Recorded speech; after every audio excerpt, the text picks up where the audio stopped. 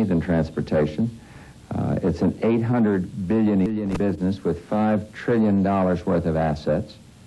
To say that it's important to our quality of life, the flow of commerce, and really to our national security is a gross understatement. As I'm just pulling into that lane, the whole left side of my car collapsed. And then I looked out the window and I just saw nothing. And I said to myself, my God, the road has collapsed. And if I had been maybe 1 foot further to the left, the car would have been in that hole, and who knows what would have happened. America's federal highway system, the backbone of our national economy, is in serious trouble.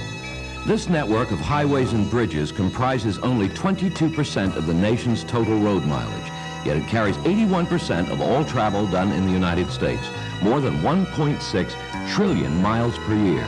The system is failing, the victim of age, weather, and disinvestment. This is the concrete that supports the bridge. And the concrete obviously is not supposed to end at this point. It's not a levitated bridge. It's supposed to be supported. If you look at the underside of the bridge and you've got holes right through the deck. This bridge, this is the end. It's over for this bridge. A new bridge will take its place.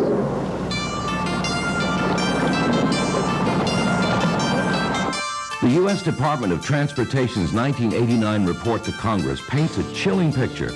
More than 77,000 bridges on the federal system are either structurally deficient or functionally obsolete.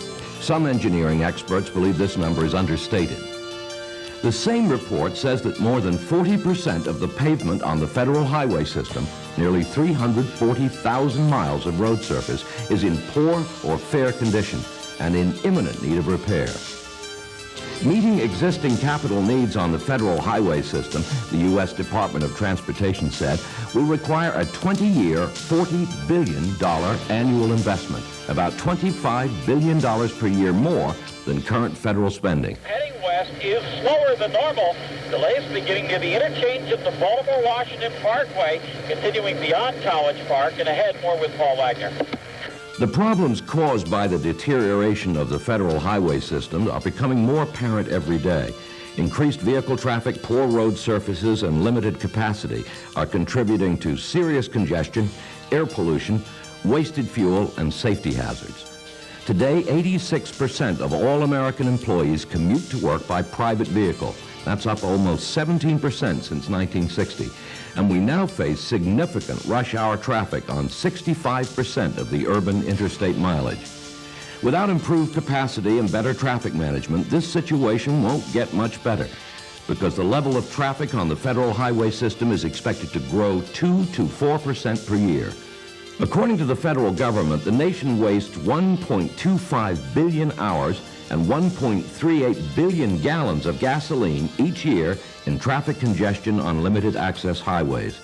By the year 2005, that waste could soar to 6.9 billion hours in lost productivity and 7.32 billion gallons of squandered fuel.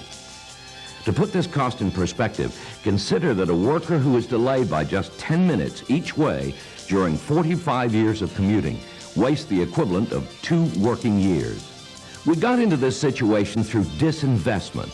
Total public capital expenditures for highways and bridges have dropped as a percentage of gross national product from almost 1.4% in the early 1960s to about 0.5% today.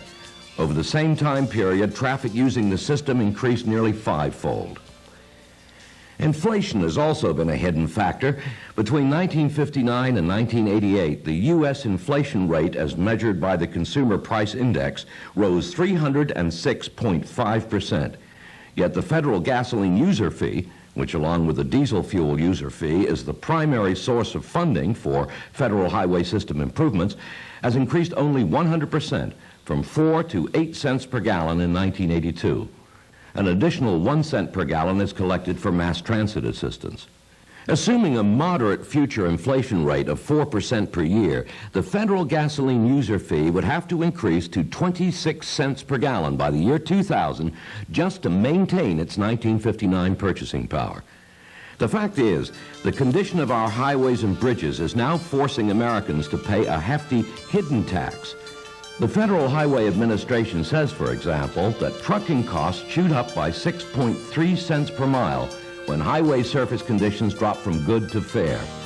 Slow, unpredictable traffic also prevents businesses from relying on just-in-time delivery of raw materials and parts, a technique used for reducing inventory costs. Increased business costs, of course, translate into higher-priced goods and services for all Americans. But that's not all. Research by the Road Information Program shows that bad roads add over $19 billion per year to the cost of driving in the United States, $120 for every licensed driver.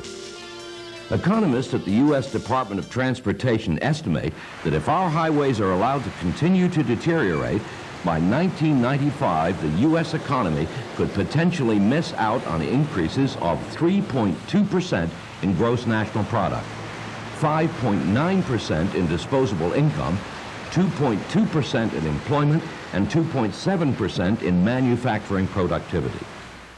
The Federal Highway Program, the Highway Trust Fund, and the user fees that support the program are up for reauthorization by the U.S. Congress in 1991. We must take advantage of this opportunity to ensure that our national highway and bridge system will meet America's future transportation needs. With $25 billion per year in unmet identified capital needs, it's obvious that we must begin investing in the future. There are three things Congress must do. First, remove the Highway Trust Fund from the unified federal budget.